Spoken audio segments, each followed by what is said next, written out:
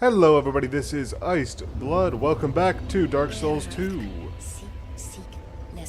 It's been a little while, so let's jump right back into things. First on the agenda for today is a bit of a stat upgrade. I'm neurotic. I like multiples of 5 on my stats, so we'll get strength and dex up to 20 and 30 and deal with the fact that endurance is woefully inadequate. I do like having endurance though. It helps me a lot because I like having options, and I typically prefer a tank style of play. I'm not very good at dodging, which means I need a lot of stamina. It's like my second health bar. I said in the beginning of the series, somewhere in the first few episodes, that I had a plan for Mr. IB here. And that plan involved a very specific weapon, one that I remember very fondly from Dark Souls 1, the Black Knight Halberd. It has made its return in this installment, but the thing is, it's not the same as it was last time. Last time, you had to fight a Black Knight. Well, I wouldn't call them random, they're just interspersed throughout the game world, and certain ones drop certain weapons or items. One of them drops the halberd, but it's purely based on luck. In Dark Souls 2, they did away with the luck aspect, and it's a very specific location where you can find it. We can't get there just yet. In point of fact, we need an item out of the Lost Bastille here in order to get the Black Knight Halberd, but as luck would have it, in order to reach that item, we need to beat a boss. The last boss of the Bastille, in fact, and one of the big four.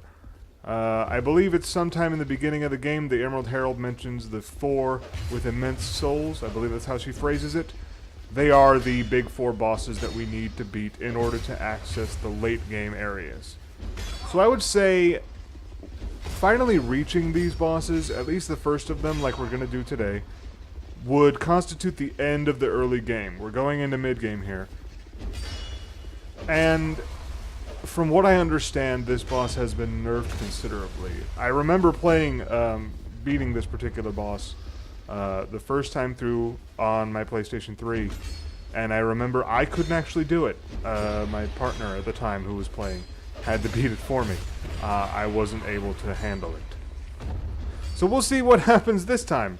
Whether or not that nerf will be enough that I won't make a fool out of myself, like I'm doing right now. Okay, you can tell I'm out of practice. Actually, those guys are pretty hard in general. That's why I avoided them trying to get to the Ruined Sentinels, because they're not worth the effort that it takes to defeat them. At least if you're as bad as I am at defeating them. Also, since they're wearing armor, a better choice would actually be a blunt weapon like a mace, and using a scimitar, or this isn't a scimitar, it's a falchion, is not the best way of doing things. This series is pretty big on the proper use of equipment, and weapons in particular. Weapons are always kind of the bread and butter of the series, and using a slashing weapon against armor is always a terrible idea. I mentioned when we first got here, the Lost Bastille is a prison, which brings to me the question of what the hell is this room for? Is it a mess hall? Like, is this...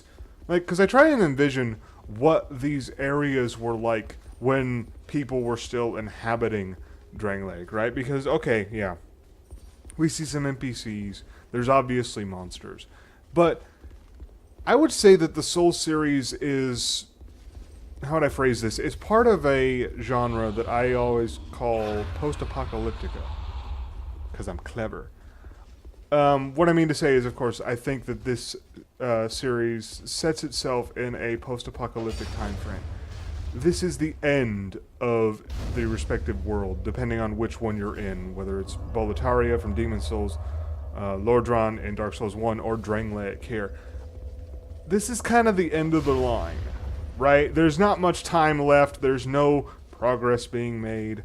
We're just kind of sifting through ruins like drifters, and there's not really much chance to see the world repopulate or gain prosperity again. I mean, I guess that's kind of what we're trying to do, because, you know, the Herald says that we need to become the next monarch, or at least she mentions there being another monarch, and that might be who we are. So there's a chance that there's some hope, but there always is. This gives me a Walking Dead kind of vibe, not just because there's zombies all over the place, but because society has taken a nosedive. So what was the Lost Bastille like when it was just, the Bastille, before it got lost? What was it like? Was this a prison for humans? Right? Was it a place that was actually like run like a prison we might think of today? Were there guards? Was there a warden? Who got sent here? Is this the prison where King Vendrick sent all the naysayers and proselytizers and all that kind of stuff? Like, is that the purpose of this place? Or was it always kind of a, we're gonna take all the dregs of society, all the lepers and stuff, and put them all in here so we can forget about them? Kind of like the undead asylum from Dark Souls 1. And, on that note, it begs the question, like, how long has undeath been a thing? Because all throughout the series, especially the Dark Souls series now, the undead are a common enough occurrence that everybody talks about them. And it's a commonplace thing. Even the NPCs that look totally human seem to be undead. We are undead. You might have just heard my cat putting her 2 cents in. We're undead. Everybody else is undead. And there are certain phases, I guess. And when you're fully human, like after we would use a human effigy here, we're like at the at the brink, right? Like, we're basically still human, but we haven't started deteriorating. And then, of course, the deterioration process occurs as we die, multiple times. Oh, this looks safe. Okay. See, what was shit like this for? Like, is that just like a medieval elevator? Is that all it was? You try and make sure that the prisoners stay stationary while you bring them to different floors. Like, the purpose of a lot of these areas isn't exactly clear based on what we have, which kind of makes sense, because, think about it. If so many, hundreds of thousands of years have gone by, or however long it's been, that nobody remembers, the boss we're going to fight, nobody remembers her name, nobody knows what she's here for, none of that. Enough time has gone by that anybody who would have cause to remember that is gone. So there's no way of really telling what any of these buildings were honestly for. A lot of the big ones is what I wonder about, because I always view prisons as, there's certain wards with all the cells, and then there's a mess hall, and then an exercise yard, and some offices for the people that work there, that kind of stuff. But I never had this, and maybe this is my fault, maybe this is my failing, maybe it's because I have this tendency to look at Hollywood as a source of historical accuracy, but I've never pictured a prison being the sort of place to have wide open spaces like this. It's always struck me as a place that would be very confining. That's the point, right? The absence of freedom, right? A prison is confining. And so you'd think that there wouldn't be very many wide open spaces, but there obviously are here. And it looks like this is kind of I'm getting kind of an Alcatraz sort of vibe just based on the fact that it looks like we're on the ocean here. Now, I don't know if the Lost Bastille is an island, but consider the fact that we had to get here by boat. It probably is. Excuse me. So, we're at Sinner's Rise. The fact that this area has its own name, and it's actually based on the name of the boss, I believe. The boss that we're going to be fighting today is called the Lost Sinner. If this is Sinner's Rise, and this is where we're going to find the Lost Sinner, it kind of brings the image of this particular prisoner that we're going to be fighting being a very important prisoner, a very dangerous one that needed its own ward, basically, right? This is solitary confinement for the Lost Sinner. Now, obviously, that's not necessarily true, because there's a lot of enemies here, but, they could be guards. Right? This could be a specific contingent of guards that were sent, stationed here to keep an eye on this one prisoner. It's hard to tell, because at the one hand, these people could be guards. I'm figuring that the ones in armor probably are, but then the ones who aren't, probably the prisoners. I do believe that at least I know some of these enemies are definitely prison guards. I looked up a bit of it. The mummy-looking dudes, the big ones with the big pole arms and stuff, they are definitely prison guards. I found that out based on like item descriptions and stuff. But I don't know about these armored guys. I'm not entirely sure what to make of them. But my guess is since they're equipped, probably meant to, you know, take control. Prisoners wouldn't have access to armor. So this is actually a very small area. It's not going to take that much longer to get through it, but that does not make it easy. No area in this game is particularly easy, except maybe Majula, but there's no enemies in Majula except for, well, we won't talk about the pigs. So this won't take us too long, but considering my play so far today, it might take longer than I would like to admit. In fact, I'm going to make sure I take this slow. Let's get them out one at a time and handle them right out here. I would prefer that. There we go. That's what I like to see. Alright, is there only one more? No, there's two. Okay. So we'll be very careful. Get close enough that he switches weapons. And then hope. You need to stay in range so he doesn't switch back. I don't know if they switch back, actually. But let's make sure he doesn't. You know, I said that, you know, using Fauci on armored enemies was a bad idea, but the durability of our weapons is not going down too far. Still, it's noticeable. I don't know. But anyway, this is basically the elevator to hell. Well, you know, close enough. Okay, let's see. I want to be able to run. I need to be able to run. Because I'm not actually going to fight any of these. This area would be particularly difficult to fight through. There's a lot of big enemies, like those. I don't feel like fighting them, so we're just gonna run. We're just gonna... Okay, here's where... Ooh, hey, there are invincibility frames in this version of the game. I wasn't so sure, because they took a lot of that. You know, it used to be that if you rolled in the right spot, you'd get invincibility frames. Parrying and backstabbing gave you invincibility frames. And so if you timed it correctly, you could avoid being attacked just by parrying or backstabbing. Looks like in this one, in order to avoid getting hit, you've got to open doors. So, this is it. End of exploration. This is actually the end of the area. This is it. Now, if we had defeated another later boss, if we'd gone another route, we could actually have made this next fight a little bit easier. It's going to be very dark, but we could have countered that if we'd gone a different route. But since this is first, we get to do it the fun way. So let's meet ourselves the Lost Sinner. Just as soon as I make sure... Nope, okay. I didn't think so. There's nothing else out here. Let's do it. It's boss time.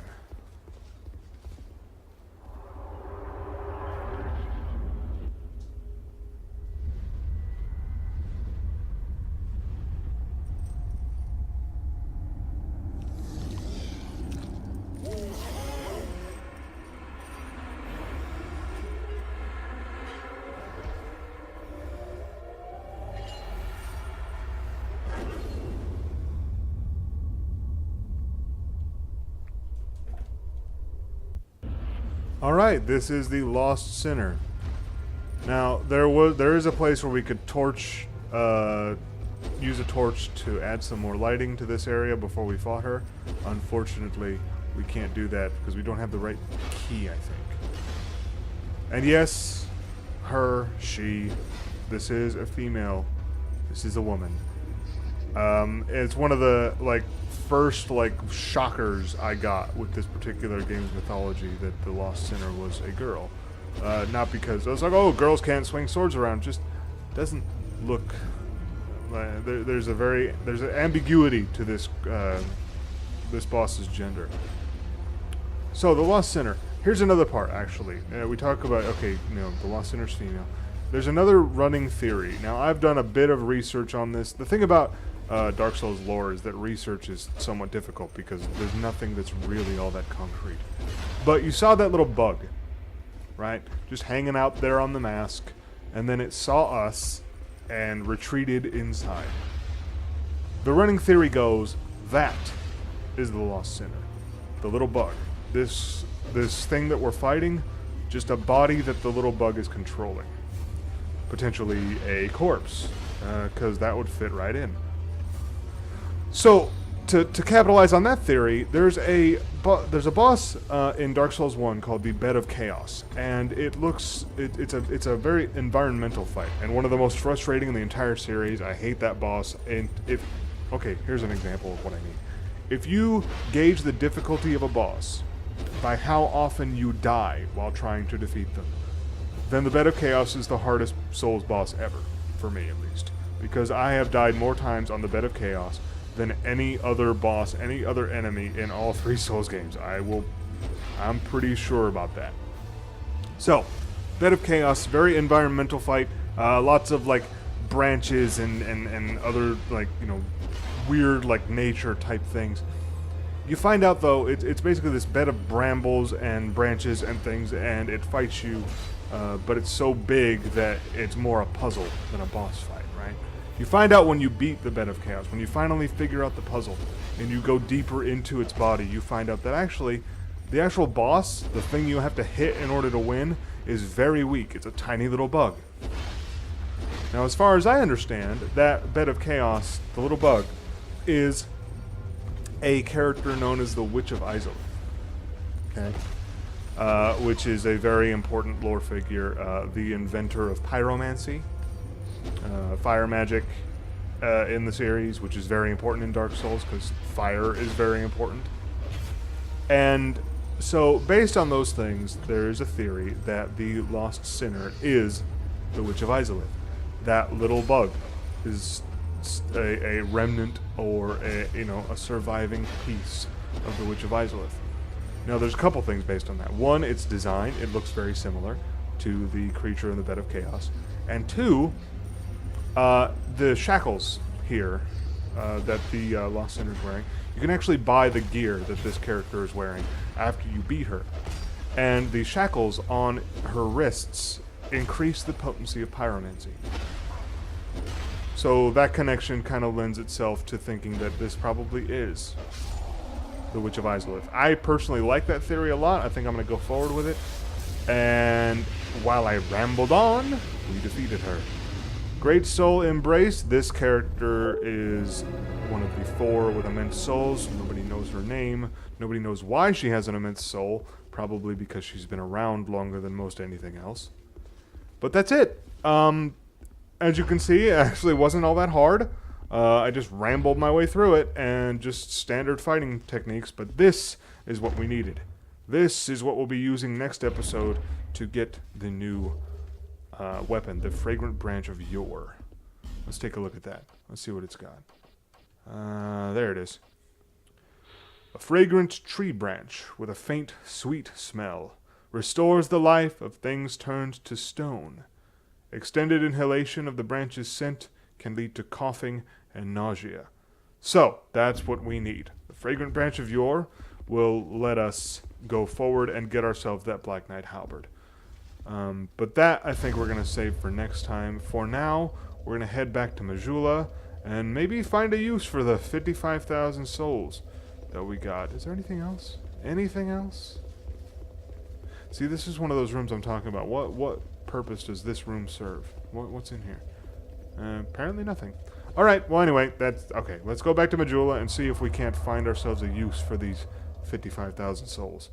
But that's it. That's one of the big 4 bosses. Not too bad. Hello, Harold.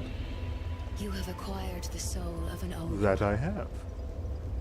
That is more than most undead can say. Oh, okay, that's it. Let's see, do we want... Yeah, I think we want to level up. We could buy some more armor, but I kind of like the armor we got. So what are we going to do here? We could do life? How many... We got enough for 10 levels. There we go. We'll do that. And now I believe, yes, we can. We got ourselves some life, but vitality is actually meant for equipment load. And now we can wear our full set of armor and our shield and still roll quickly. I think that was worth it. There's one other thing I want to do here. If I can remember. Okay. Okay, let's take a look here.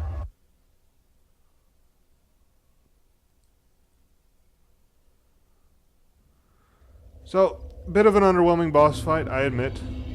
That was pretty cool, like the use of lighting there. But that was one of the hardest bosses in the game when I first played it.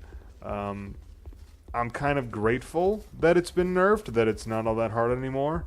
But, you know, I mean, on one hand, it makes it a little easier to make the video, because I didn't, you know, struggle with it. But on the other, you know, I mean, it is a bit disappointing, because I remember that fight being devastating. But when it was finally over, it felt amazing. There we go. That's what I was looking for. The Ring of Binding. That'll help if we don't stay human. Alright, so an unusual ring of unknown origin limits the wearer's HP reduction when hollow. Alas, this ring will not make you human. What is lost is not easily retrieved. Alright, that's what I wanted. That's the last thing we're going to do today. Next time we'll find our weapon. So, thank you very much for watching, and I'll see you next time. Bye-bye.